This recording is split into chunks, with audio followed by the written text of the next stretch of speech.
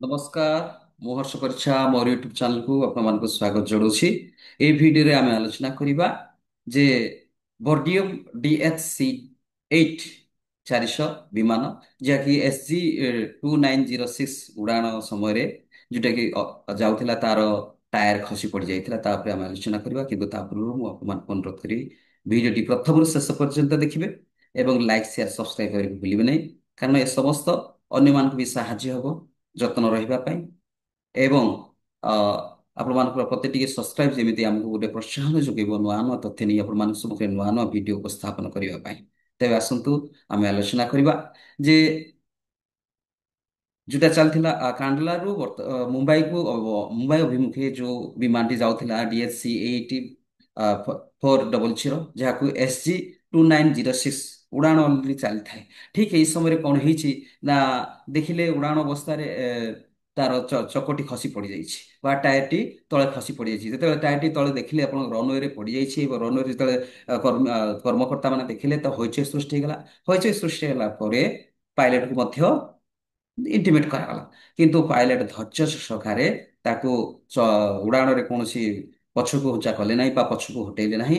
ସେ ଧୈର୍ଯ୍ୟର ସହିତ 2 ଘଣ୍ଟା ଧରିକି ଉଡ଼ାଣ କରିଲେ ଏବଂ 2 ଘଣ୍ଟା ପରେ ସେ ମୁମ୍ବାଇରେ ଲକ୍ଷ୍ୟସ୍ଥଳରେ ଯାଇ ପହଞ୍ଚିଲେ। ଯଦିଓ ସେ ଜାଣିପାରିଲେ ଯେ ଟାୟାରଟି ଖସି ଯାଇଛି ବା ଚକଟି ଖସି ପଡ଼ିଯାଇଛି, ତଥାପି ସେ ଜାଣିବା ସତ୍ତ୍ୱେ ଇଣ୍ଟିମେସନ କରିବା ସତ୍ତ୍ୱେ ଇଣ୍ଟିମେସନ ପାଇବା ସତ୍ତ୍ୱେ ସେ ଅ, ନିଜର ମନୋବଳ ନେଇକି ଯାତ୍ରୀମାନଙ୍କୁ ସେ ଠିକ ସମୟରେ ମୁମ୍ବାଇରେ ଅବତରଣ କରାଇଛନ୍ତି।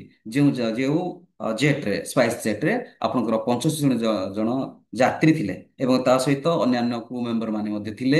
ଯୋଉ ପାଇଲଟ ଏବଂ କର୍ମକର୍ତ୍ତା ସମସ୍ତେ ଥିଲେ, ସେମାନେ ନିରାପଦରେ ଓହ୍ଲେଇଛନ୍ତି। ଏବଂ ଅବତରଣରୁ ଜଣାପଡ଼ିଛି, ଯାହା ଯାତ୍ରୀମାନେ କହିଛନ୍ତି, ଯାତ୍ରୀମାନଙ୍କ ମଧ୍ୟରେ କୌଣସି ପ୍ରକାର ଆତଙ୍କ ସୃଷ୍ଟି ହେଇନି ବା କୌଣସି ପ୍ରକାର ବିପଦ ଘଟଣା ହେଇନାହିଁ। ଏହା ପ୍ରାୟ ସନ୍ଧ୍ୟା 5ଟା ପର୍ଯ୍ୟନ୍ତ ଜରୁରୀକାଳୀନ ଯେତେବେଳେ ଫ୍ଲାଇଟଟି ଆପଣଙ୍କର ମୁମ୍ବାଇରେ ପହଞ୍ଚିଗଲା, ତ ସନ୍ଧ୍ୟା 5ଟା ପର୍ଯ୍ୟନ୍ତ ଜରୁରୀକାଳୀନ ପରିସ୍ଥିତି ସେଇଠି ଘୋଷଣା କରାଗଲା। କାରଣ ତାର ସମସ୍ତ ତଦାରଖ କରିବା ପାଇଁ ବା ତାର ଛିନଭିନ ଭାବରେ ତାକୁ ଇଏ କରିବା ପାଇଁ, କଣ ଇନଭେଷ୍ଟିଗେସନ କରିବା ପାଇଁ କୋଉ କାରଣ ହେତୁ ସେଇଟା ଆପଣଙ୍କର ଚକଟି ଖସିଗଲା, ଆଉ ଚକ ଖସିବା ସତ୍ତ୍ୱେ ତାଙ୍କୁ ପଠାହେଲା।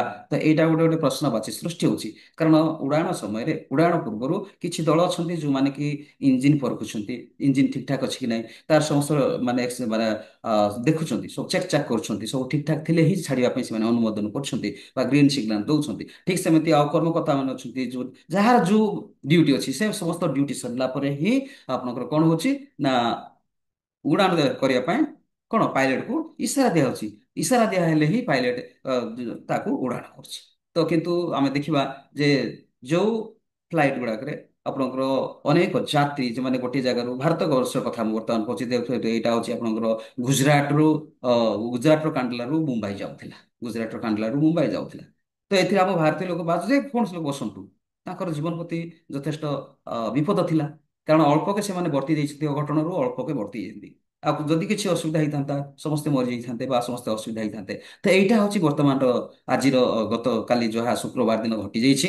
ଶୁକ୍ରବାର ଦିନ ଯାହା ଏଇ ଉଡ଼ାଣ ସମୟରେ ଯୋଉ ସମସ୍ୟା ହେଇଥିଲା ବା ଚକଟି ବା ଟାୟାରଟି ଖସି ପଡ଼ିଥିଲା, ଯାହାରି ଫଳରେ ପାଇଲଟ ମଧ୍ୟ ଜାଣିକି ତାକୁ ଦୃଢ ସହକାରେ ଆଗକୁ ବଢେଇ ଚଲେଇଛନ୍ତି ଏବଂ ଲକ୍ଷ୍ୟସ୍ଥଳରେ ଅର୍ଥାତ୍ ମୁମ୍ବାଇ ଏୟାରପୋର୍ଟରେ ସେ ଠିକଠାକ ଭାବରେ ଅବତରଣ କରିଛନ୍ତି ଏବଂ ଯାତ୍ରୀମାନଙ୍କର କହିବା ପ୍ରକାରେ କୌଣସି ହଇଚଇ ସୃଷ୍ଟି ହେଇନି ବା କୌଣସି ପ୍ରକାର ବିପଦ ଆପଦର ସମସ୍ୟା ଶେଷ ସୃଷ୍ଟି ହେଇନି। ସମସ୍ତ ଲୋକ ଠିକ ଭାବରେ ସେଠି ପହଞ୍ଚିଛନ୍ତି। ଏଇଟା ହଉଛି ଆଜିର ମୁଖ୍ୟ ଏଇ ଭିଡିଓର ମୁଖ୍ୟ ବିଷୟବସ୍ତୁ। କିନ୍ତୁ ଏଥିରେ ମୁଁ ଗୋଟେ ବିଷୟ କହିବି ଯେ କର୍ମକର୍ତ୍ତା ମାନେ ଏ ସମସ୍ତ ବିଷୟ ଉପରେ ନଜର ରଖିବା ଦରକାର। ଆଉ ଯଦି କାରଣ କାହିଁକି ନଜର ରଖିବା ଦରକାର, କାରଣ ଏଥିରେ ସମସ୍ତେ ନିର୍ଭର କରି ଗୋଟେ ଜାଗାରୁ ଅନ୍ୟ ଜାଗାକୁ ଯାଉଛନ୍ତି, ନିଜର ଦୈନନ୍ଦିନ ଜୀବନରେ ଯାତ୍ରା ପଥକୁ ଆଗକୁ ବଢଉଛନ୍ତି। ନିଜର ବିଜନେସ ବୋଲନ୍ତୁ, ଅଫିସ ବୋଲନ୍ତୁ ବା ଯାହା କିଛି ଅଛି ସେ ସମସ୍ତକୁ ସେମାନେ ଆଗକୁ ବଢେଇକି ଚାଲିବା ପାଇଁ ୟା ମାଧ୍ୟମରେ ଯାଉଛନ୍ତି। ଯୋଉମାନେ ବି ଆପଣଙ୍କର ଜେଟ୍ ମାଧ୍ୟମ ବା ଆପଣଙ୍କର ହେଲିକପ୍ଟର ବୋଲନ୍ତୁ ବା ପ୍ଲେନ ମାଧ୍ୟମ ବୋଲନ୍ତୁ ବା ଏଇ ଯୋଉ ଇଣ୍ଡିଗୋ ବୋଲନ୍ତୁ, ଏୟାରଲାଇନ୍ସ କୁ ଯୋଉମାନେ ନିର୍ଭର କରୁଛନ୍ତି, ସେମାନଙ୍କର ଯଥେଷ୍ଟ ଅ, ନିର୍ଭରଯୋଗ୍ୟ ରହିବା ଦରକାର ବା ବିଶ୍ୱସ୍ତତା ରହିବା ଦରକାର ବା ସେମାନଙ୍କର ବିଶ୍ୱାସ ହରାଇବା ଦରକାର ନାହିଁ। ତେଣୁକରି ଏଇ ପରିପ୍ରେକ୍ଷୀରେ ଯେ କର୍ମକର୍ତ୍ତା ନିଜକୁ ପରୀକ୍ଷି ନେବା ଦରକାର ଏବଂ ଉଡ଼ାଣ ପୂର୍ବରୁ ଯେମିତି କୌଣସି ଅଘଟଣ ନ ଘଟିବ ସେଥିପ୍ରତି ଦୃଷ୍ଟି ରଖି ସମସ୍ତ ବିଷୟବସ୍ତୁ ଟିଟ୍ ବିଟ୍ ଚେକ୍ କରି ଆପଣଙ୍କର ଯେ ପ୍ଲେନଟାକୁ ଛାଡ଼ିବା ଦରକାର। ଭିଡ଼ିଓଟି ଆପଣମାନେ ସମସ୍ତେ ଦେଖିଛନ୍ତି। ତେଣୁ ଧନ୍ୟବାଦ ଦେଉଛି। ଲାଇକ୍ ସେୟାର ସବସ୍କ୍ରାଇବ୍ କରିବେ। Thank you so much. ନମସ୍କାର।